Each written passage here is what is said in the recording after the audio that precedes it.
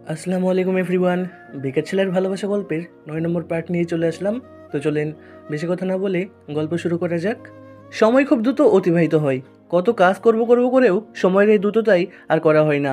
কেবল সময়ের স্রোত নিয়তিকে ভাসিয়ে যেথায় নিয়ে যাই আমরা নির্লিপ্তভাবে সেখানেই যাই। গতকাল রাতে পুরোটা বাহারের কেটেছে জেলে। তার এত বন্ধু হুট করে যেন মরিচিকার মতো উধাও হয়ে গেল। যাদের জন্য বাহার জান দিতেও প্রস্তুত, আজ তারাই নিরুদ্দেশ। বিপদে পড়লেই তো মানুষ চেনা যায়। অবশেষে আজ দুপুর দুটোই বাহারকে জেল থেকে ছাড়ানো গেল। এর জন্য আফজাল সওদাগর আর তুহিন কম কাঠখড় পোড়ায়নি। কত ছোটাছুটির পর অবশেষে তারা কাজে সফল। বাহারকে জেল থেকে বের করেই স্বস্তির নিঃশ্বাস ফেলল তুহিন। রাজনীতির ঝামেলায় ফেসে যাওয়া খুব বিরাট রকমের ঝামেলা। জীবন ক্যারিয়ার সব ফেসে যাবে। জেল থেকে ছাড়া পেয়েই সবাই বাড়ির উদ্দেশ্যে রওনা দিল। ধকল তো আর কম গেল না। শরীর যে ভীষণ ক্লান্ত। বিগত কতগুলো দিন ধরে সওদাগর বাড়িতে ঝড় চলছে। এই ঝড়ের শেষ কোথায়, কতটা নিঃশেষ করার পর তা জানে নেই কারো। সূর্যাস্তের ঠিক পূর্ব মুহূর্তে ইতালির ভিটক্যান সিটিতে পা রাখে অবনী, সাথে তার অসুস্থ মেয়ে চেরি। আশেপাশের প্রকৃতি মানুষজনের দিকে চোখ বুলিয়ে নেয় সে। কি সুন্দর! অথচ এই সৌন্দর্য সে দেখতে চায়নি। পরিচিত দেশ ছেড়ে এই ভিন দেশে তো সে কখনো পাড়ি দিতে চায়নি। তবে আজ নিয়তির খেলায় ভাসতে ভাসতে সে এত দূর এসেছে। বুক ছেড়ে বেরিয়ে এলো এক দীর্ঘশ্বাস। ব্যাগ থেকে অবনী ফোনটা বের করলো। পঞ্চমবারের মতো রিং লাগালো তার স্বামী আমজাদ সওদাগরের ফোনে। মানুষটা কেমন দায়িত্বজ্ঞানহীন হলে এমন সময়ে ফোন রিসিভ করছে না, অথচ এয়ারপোর্টের থেকে তাদের একসাথেই হসপিটালের উদ্দেশ্যে যাওয়ার কথা। অবশেষে পঞ্চমবারের মতো ফোনটা রিসিভ না হয়ে কেটে যেতেই হতাশার শ্বাস ফেলল অবনী। মন খারাপের বিজ্ঞাপনে ভরে গেল তার হৃদয় মাঝার। এই অচেনা শহরে এই মুহূর্তে দাঁড়িয়ে তার নিজেকে ভীষণ অসহায় মনে হচ্ছে। চিঠির ঘুমন্ত নিথর দেহটার দিকে তাকাতেই অসহায়ত্ব যেন পাহাড় ছুঁয়ে গেল। জীবনে অনেক কাজ করেছে সে, অনেক অন্যায় করেছে। অল্প বয়সে আবেগে ভেসে গিয়ে পুরো জীবনটা অবহেলায় সমুদ্রে ঢেলে দিয়েছে। কিন্তু আজকাল তো বয়স হয়েছে, বুঝো হয়েছে, মোটামুটি ভালো মন্দ সে বুঝতে পারে। তাই তো এখন সন্তানগুলোকে আঁকড়ে ধরার প্রচেষ্টা। কিন্তু সেই সন্তানদের উপরেই আজ বিপদ। এই অচেনা প্ল্যাটফর্মে পরিচিত মুখটা দেখতে পাওয়ার আশঙ্কা নিয়ে সে গাড়িতে উঠে বসলো। এই গাড়ি এখানেই অবস্থানরত হসপিটাল থেকে আনা হয়েছে, যেখানে চেরিকে ভর্তি করানো হবে। অবনী বেগমের হৃদয় তোলপাড় করে কান্না এলো। এত বছরের পাওয়া না পাওয়ার গল্পে ভারী হলো কান্নার সুর। প্রাপ্তি অপ্রাপ্তির এই 12 মাসের জীবনে তার 10 মাসই কেটেছে শূন্যতার হাহাকারে। এসব বিষয়ে গল্প করতে কান্নার গতিবেগ বাড়লো, বই কমলো না। আমজাদ সওদাগর আসেননি, এই কথাটা তাকে যত বেশি না কষ্ট দিয়েছে, তার চেয়ে বেশি কষ্ট দিয়েছে তাকে তার ভাবনা যে আমজাদ সওদাগর হুট করেই দায়িত্বজ্ঞানহীন হয়ে গেছে। মানুষ বরাবরই কোমল প্রাণী, তারা চায় তাদের মন খারাপ একাকিত্ব কেউ বুঝুক। কিন্তু যখন তাদের এই চাওয়াটা পূরণ হবে না বুঝতে পারে, তখন তাদের মনের ঘরের নামে ভীষণ শোক। অবনী বেগম সেই মানুষের বাইরে না। চৈত্রের অপ্রাপ্তি বৈশাখের শূন্যতা সব মনে করে বাড়ছে তার মন খারাপের খাতা। সন্তানপ্রেমী সহজ সরল আমজাদ সওদাগরও বদলে যেতে পারেন, তা অবনীর মানতে কষ্ট হচ্ছে। মাথার উপর নিকশ কালো আকাশ, হৃদয়ে ব্যথার আন্দোলন, কণ্ঠে উন্মাদনা মাখানো গান। তারই ভাঙা ঢেউ, আমিনের ভাঙা ঝড়। উজান ভাটির দুনিয়াতে সবাই হইল পর। কি হাহাকার সেই গান! কে জানে কত গল্প মানুষের হৃদয়ে দাফন দেওয়া থাকে, কতই জন বা সেসবের খবর রাখে। হাতের গিটারের অনবরত সুর তুলে যাচ্ছে। কখনো গাইছে বাহার বকাটে হওয়ার গল্প, কখনো সে সুর তুলছে বিহারের। পরপর কতগুলো গানের পর থেমে গেল তার হাত। বিরক্তির ঢেকুর তুলে অসহ্য অনুভূতি দিনে ছেড়ে ফেলতে চাইল। চোখ টকটকে লাল তার, মুখ অবহেলার দাবদারি। হাতের গিটার ছাদের বেশ প্রশান্ত রেলিংটার উপর রাখলো। পকেট থেকে তার অতি প্রিয় সাথী নিকটনেরটা বের করেই দুই ঠোঁটের মাঝে চেপে ধরল। দিশলে জ্বালানোর মুহূর্তেই কেউ এসে ছো মেরে টেনে নিল ঠোঁটের ভাঁজে থাকা সিগারেটটা। বাহার অবাক এবং বিরক্ত হলো। প্রয়োজনের সময় এমন অপ্রয়োজনীয় কাজ তার বরাবরই বিরক্ত করে। সিগারেট হলো তার একান্ত ব্যক্তিগত সম্পদ, যার উপর হস্তক্ষেপ করার কারো অধিকার নেই। বাহার কপাল কুঁচকে সিগারেট ছো মারা ব্যক্তিটার দিকে তাকাতেই বিরক্তিতে উচ্চারণ করলো। অধৈর্য কণ্ঠে বলল, এসব কেমন আচরণ তোমার? চিত্রতথগণে সিগারেটটা হাতে মুঠে ভরে নেয়। দুষ্ট হেসে বলে, এমন আচরণই করা উচিত আপনার সাথে। বকাটে পনা ছাড়েন তো এবার। আর কত বকাটে হবেন? এখন তো অন্তত থামুন। কেন? জেল খেটেছে বলে বকাটে পনা ছাড়তে বলছো? অথচ সভ্য সমাজে বকাটে না হলে পায়ে পিষে যাবে তোমাদের মতো বড় লোকেরা। বাহারের তীক্ষ্ণতার ধারে হতভম্ব হয়ে গেল চিত্রা। জেল থেকে যেন অন্য এক বাহারের আগমন। বাহার ভাই তো এমন ছিল না। চিত্রা নিজেকে সামলে নিয়ে বোকা বোকা হেসে বলল, আরে না বাহার ভাই, আপনি ভুল বুঝছেন। আমি তো কেবল এমনি বলেছি। সিগারেটটা তো ক্ষতিকারক, তাই মানুষের চেয়ে কমই ক্ষতিকারক। মানুষের সঙ্গই ছাড়তে পারলাম না, আর এ তো আমার একাকিত্বের পরম বন্ধু। এরা ছাড়ি কিভাবে? চিত্রা গো ধরল। আজ সে প্রণ করেছে বাহারকে আর সিগারেটের ধোঁয়া ওড়াতে দেবে না। এখন তার যা করা লাগে সে করবে। বাহারের বিরক্তিকর ভার তরতর করে বাড়ল। চিত্রাকে ভয়ঙ্কর রকমের ধমক দিতে গিয়েও আবার দিল না। পকেট থেকে সে বিনা বাক্য বয়েও আরও একটা সিগারেট বের করলো। যথারীতি সেই সিগারেটটাও চিত্রা ধপ করে টেনে নিল। ধৈর্যের বাদ ভেঙে গেল বাহারের। তার সবচেয়ে প্রিয় গিটারখানা সে রাগ বশত ছুঁড়ে মারল ছাদের মেঝেতে। ঝনঝনি শব্দে ভেঙে চুড়ে একাকার হয়ে গেল গিটার। চিত্রা কেবল ফ্যালফ্যাল করে চেয়ে রইল। জীবনে এমনও বাক সে কখনো হয়নি।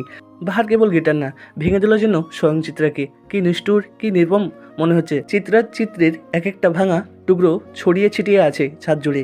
চিত্রা অবাক ভরে চোখ মুখ নিয়ে কাবা কাবা কণ্ঠে বলল, বাহার ভাই। বাহার জন্য এই ডাক্তার অপেক্ষাতেই ছিল। ডাক্তার সাথে সাথে খেয়ে উঠল, ভয়ঙ্কর রমকের ধমক দিল, একদম আমায় আটকাতে আসবে না মেয়ে, জ্বালিয়ে দেবো। সাবধান করেছিলাম না তোমায়? করেছিলাম কি না বলো? তবু আমার ব্যাপারে নাক গলানোর সাহস কীভাবে হলো তোমার?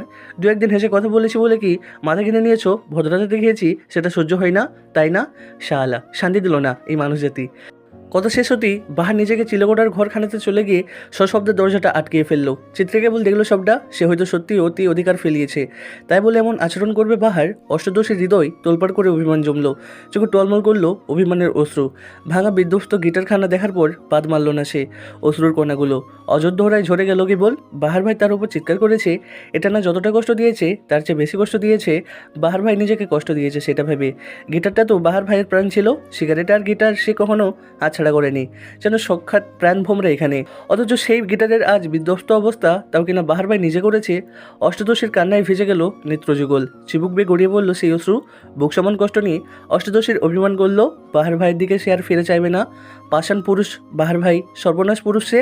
হসপিটালের করিডোরে নতুন একটা দিনের আগমন। সূর্যের আলো হসপিটালের বাগানে বিভিন্ন রকমের রঙিন ফুলের উপর ঝিলিক দিয়ে উঠেছে। নতুন সকাল, নতুন আরেকটা দিন। অবসাদের জন্য বসিয়েছে কাঠের সুন্দর বেঞ্চখানায়। চোখ দুটো বন্ধ করে খানিক ঝিমিয়ে নিল সে। সূর্যের তেজ বাড়লো, শরীরের অবসাদটা কিঞ্চিত কাটলো, সাথে সতেজ হলো মস্তিষ্ক। হঠাৎ পাশে কারো কড়া পারফিউমের ঘ্রাণ পেতেই চোখ খুলে তাকালো সে। কাঙ্ক্ষিত মানুষটাকে এই সময় দেখে ভরকে গেল কিছুটা, বিস্মিত কণ্ঠে বলল, আমজাদ। কোটটাই পরা ভদ্রলোক অবনীর পাশে এসে বসলো, নরম কণ্ঠে বলল, কেমন আছো অবনী? অবনীর অভিমান হলো, এই কি প্রথম অবনী স্বামীর প্রতি অভিমানে মুখ খুললো? হ্যাঁ, এত বছরে বৈবাহিক জীবনে এই প্রথমটাই এই হলো।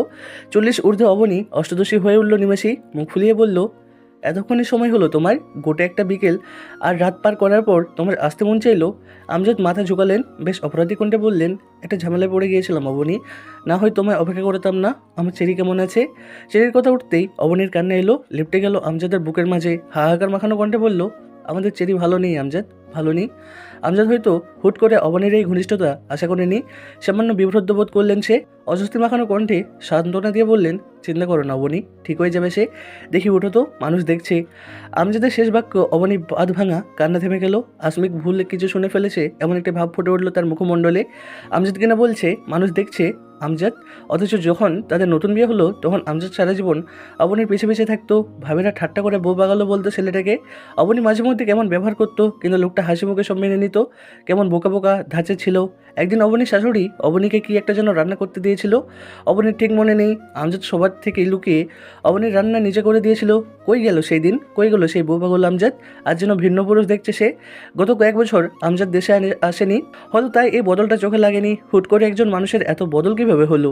প্রশ্নেরা হাতছানি দিল অবনীর হৃদয় জুড়ে। অবনী প্রণাগত ভাঙা কণ্ঠে নিয়ে বলল, তুমি বদলে গেছো আমজাদ, বদলে গেছো। ঘরবন্দি বিবশ বিষণ্ণতায় গোটা একটা দিন গেল। চিত্রা চুপচাপ থাম মারা, কারোর সাথে কোনো কথা বলেনি গতকাল রাতের পর থেকে। গতকাল রাত সে কাঁদেছে, কেঁদে করে চোখ মুখ ফুলিয়েছে। গত এক বছর বাহার ভাইকে তার অসহ্য লাগে বলে সবার গোপনে হৃদয় মাঝে পুষে রেখেছিল। সে আজ বুঝেছে এই বাহার ভাইটাকে ছাড়া তার গোটা দুনিয়া অসহ্য। কিন্তু বাহার ভাই অসহ্য না। সময়টা ঠিক সন্ধ্যার পরের ভাগ। এ সময় বাড়িতে হইচই থাকে কম, যে যার মতো ব্যস্ত থাকে। তুহিন ভাইজান বোধ হয় বাইরে এখনও, দিশানা তিশান ভাইও বোধ হয় পড়ছে। হইয়া পড়ার সময়। বড়রা হয়তো ঝিমোচ্ছে কিংবা কথা বলছে। পুরো বাড়ি একদম নিবিড়, একদম শীতল। চিত্রা দরজা খুলেছে সারাদিন পর এখন। বাড়ির মানুষ তাকে তেমন একটা ডাকেও নিয়ে আজ। ভেবেছে শরীর তো এমনিতেই অসুস্থ, ঘুমাক না হয়। কেউ কি আর মনের খোঁজ রাখে? আধার ঘর অন্য কারো উপস্থিত অনুভব করতে চমকে উঠে চিত্রা। এ সময় কে আসতে পারে তার ঘরে ভাবতে বারান্দায় দরজায় উঁচা লম্বা পুরুষালীর অবয়ব ভেসে উঠল। চিত্রা অবাক কণ্ঠে বলল, আব্বু। নুরুল সদাগর এগিয়ে এলেন মেয়ের দিকে। রেলিংয়ে ঠেস দিয়ে দৃষ্টি রাখলেন রাস্তায়। মানুষজন দেখা যাচ্ছে বারান্দা থেকে। ল্যাম্পপোস্টের আলোয় কত সজীব দেখা যাচ্ছে রাস্তাটা। নুরুল সদাগর ছোট শ্বাস ফেললেন। রাস্তার দৃষ্টি দেখি বেশ গম্ভীর কণ্ঠে বললেন, রাস্তা থেকে তো রিক্সা গাড়ির হর্ন শব্দের আসে, তাই না? তোমার রুমটা না হয় বদলে ফেলো, অসুবিধা হয় না। চিত্র অবাক হলো, বাবার সাথে এমন কথা বলার সম্পর্ক তার নেই। তাহলে আজ বাবা অন্য সুর গাইছে যে? নতুন কোনো বার্তার আগমন তাহলে ভেসে বেড়াচ্ছে পরিবেশে। ওরে পাখি বলিস তারে, কত ব্যথা রাখি গোপন করে। কখনো ব্যথাটা মুখ থুবড়ে পড়ে, কখনো বা অশ্রু হয়ে ঝরে। নীল রঙের কালি দিয়ে লেখা ছোট দু লাইনের কথাগুলো কত সুন্দর, কত ব্যথার। চিত্রা কয়েকবার পড়লো লেখাগুলো, বেশ মনে ধরেছে। সে যখন এসএসসি দেয় তখন এখানে সেখানে এলোমেলো অবশ্য মনে কত কী বা লিখতো, কত কবিতায় যত্ন করতো। টিনেজার সময়টা তো এমন, বয়সন্ধিতে এসে ছেলেমেয়ে কিছুটা কাব্যিক হয়ে যায়, তাদের অতি রংচঙ্গে আবেগ ঝরে পড়ার কাব্যের পাতায়। চিত্রাও তাদের থেকে আলাদা না, অথচ সেদিন যে কথাটা লিখেছিল এখন তো ফুরফুরে মনের আবেশ অনুভব করার জন্য আজ সে লেখাটা জীবনের চরম ব্যর্থতা মনে করাচ্ছে। সময় পাল্টাতে ঠিক কতটুকু সময় লাগে, 1 সেকেন্ড বা তারও কিছু রকম।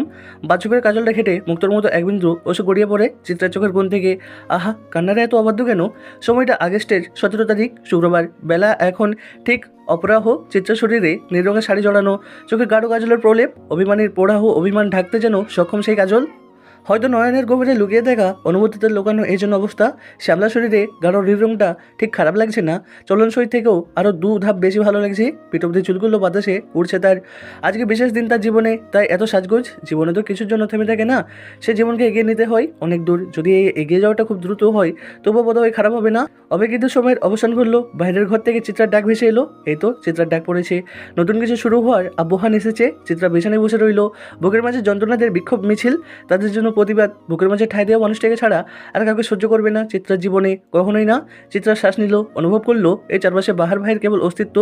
এই যে আলমারির ভেতর রাখা বাহার ভাইয়ের শুভ্র রঙের টি শার্ট, বইয়ের টেবিলের উপর বাহার ভাইয়ের নোটস, ড্রেসিং টেবিলের ড্রয়ারের ভেতরে রাখা বাহার ভাইয়ের কত শত ফেলে দেওয়া আধা খাওয়া সিগারেট, এই যে হৃদয় মাঝে পুষে রাখা আজ তো একটা বাহার ভাই। সব জায়গায় দিত মানুষটা, তবে তাকে ভোলার জন্য এত আয়োজন কেন? এই আয়োজনের সার্থকতার কথাই ভাবনার মাঝে চিত্রার ঘরে প্রবেশ করলো তার মা মুনিয়া বেগম। চোখে চিকন গ্লাসের চশমা, শরীরে কালো শাড়ি, মুখে চিকচিক করে ঘামের বিন্দুকণা। সে এসি ব্যস্ত ভঙ্গিতে বলছো, চিতু তুমি সাজগোজ করেছো কেন? বাবার সাথে পাগল হয়েছো? সেখানে তুমি যাবে না, নিজের এত বড় ক্ষতি করার জন্য উঠে পড়ে কেন লেগেছো?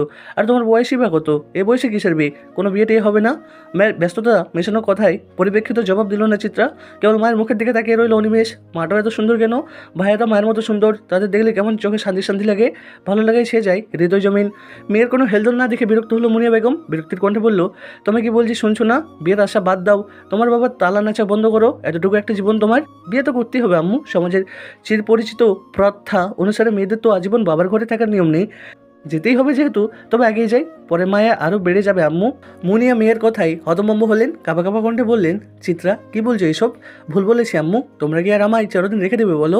একদিন তো হস্তান্তর করা হবে আমাকে, তবে আজ কেন নয়? জীবনটা আমার এই এক একজনের হাতে কেবল হন্তারিত হয়েই যাবে, পরে পাওয়া কিনা। চিত্রা, মুনিয়া বেগমের কণ্ঠে চরম বিস্ময়। সে বিস্ময়ের স্রোতে যেন কথায় খেয়েই হারিয়ে ফেললো। সারাদিন দুষ্টুমিতে মত্ত থেকে চিত্রার আজ কথাগুলোর ওজন বেশি। এত ভারী কথা যে আশা করেনি মুনিয়া বেগম। তাহলে আজ মেয়েটাকে এত অপরিচিত লাগছে কেন? কেমন অপরিচিত একটা অবয়ব মেয়েটার মাঝে। মুনিয়া বেগম হয়তো আরও কিছু বলতেন, কিন্তু তন্ত্রমধ্যেই নুডল সদাগরের আগমনে কথার নদীতে ভাটা পড়ল। নুডল সদাগরের মুখে বরাবরের চেয়ে আজও হাসি দেখা বেশ গভীর, চোখে মুখে কেমন যেন একটা রাজ্যের শান্তি। শান্তিটা ঠিক কিসের?